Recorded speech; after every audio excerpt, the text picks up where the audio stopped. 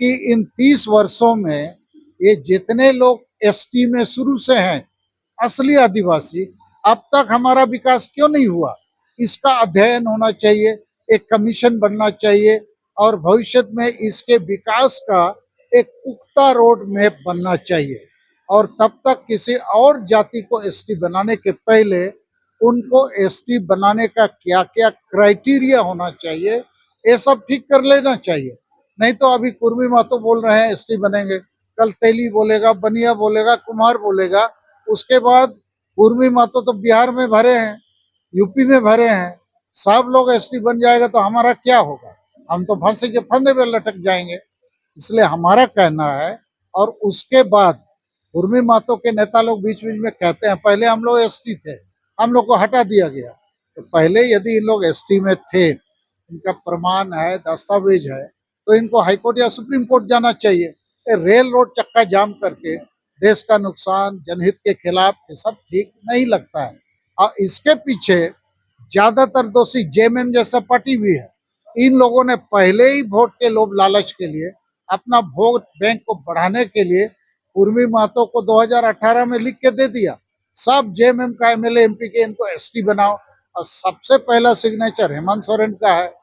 तो ये सब जो कुछ राजनीतिक पार्टी भी कुछ जातियों को अपने वोट बैंक के राजनीतिक लोभ लालच के लिए आदिवासी बनाने का एक तो ऑक्सीजन देता है ना, ऐसा करके हम जो असली आदिवासी हैं हमारे लिए खतरा बना दिया है। और ऐसा ही यदि रहेगा तो मणिपुर में जो हो रहा है, काम जो कुकी और नागा आदिवासी हैं उनके ऊपर अधिसंख्यक मैतेई जाति, वो भी आदिवासी बनना चाह रहा है, उसको एक पॉलिटिकल पार्टी उसको आदिवासी बनाने के लिए ठेल रहा है। तो मरता क्या नहीं करता है? कुकी और नागा वाले लोग मरने मारने पर उतारू हैं, अभी तक वहां शांति बनी नहीं। और ऐसा यदि झारखंड में होगा या बंगाल उड़ीसा में, तो हम असली आदिवासी क्या करेंगे? मरता क्या नहीं करता वाला स्थिति नहीं बनाया जाए।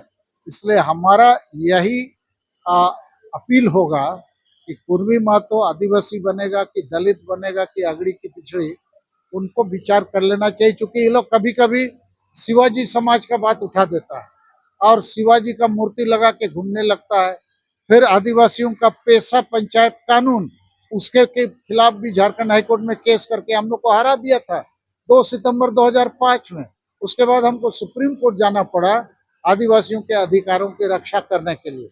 अभी भी ये जो नगर निकाय का चुनाव झारखंड में होने वाला है, तो ये आजसू का जो एमपी है, क्या नाम है जी, चौधरी, चंद्र प्रकाश चौधरी, उन्होंने सुप्रीम कोर्ट में केस किया हुआ है कि हम लोग ओबीसी में हैं और ओबीसी का आरक्षण नगर निकाय चुनाव के पहले होना चाहिए। आरक्षण ओबीसी का नहीं हुआ तो हम नहीं होने देंगे। तो इधर आप एसटी भी बनना चाहते हैं, उधर ओबीसी भी बनना चाहते हैं, इधर शिवाजी वंश भी बोलते हैं। तो ये सब थोड़ा गड़बड़ है। और कुर्मी महतो बिहार यूपी बहुत राज्यों में है, झारखंड के आदिवासी या उड़ीसा बंगाल असम के जो असली आदिवासी हैं, हमारे लिए ये बड़ा चिंता का विषय है। और अभी गांव गांव में ये चिंता फैल गया है।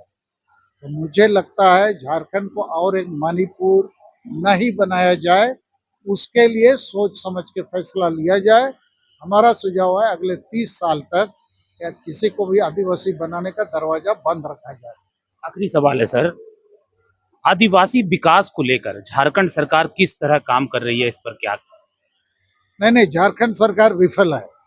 इसने जितने वायदे किए थे 2019 में एक भी पूरा नहीं किया। पहले तो 32 का खतियान बोला, आरक्षण नीति बढ़ाएंगे, नियोजन लाएंगे, कुछ नहीं किया। यहाँ पर मारंगबुरु पारसनाथ पहाड़ हम लोग का ईश्वर है, बेच दिया जैन वालों को। संताली भाषा पहली राष्ट्रीय मान्यता प्राप्त भाषा है, इसको राजभाषा नहीं बनाया।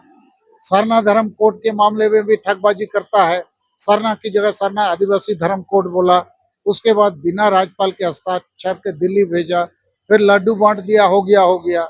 और इसके बाद झारखंड जो शहीदों का सपना था, बिरसा मुंडा, सिदो मुर्मू का, ये तो बाप बेटा सब लोग भ्रष्टाचार के दल दल में फंस गए हैं। बहुत सारा मामला आ गया है और ये रोज ईडी का नोटिस समन को भी कोर्ट में जा जाके उसको देर कर रहा है।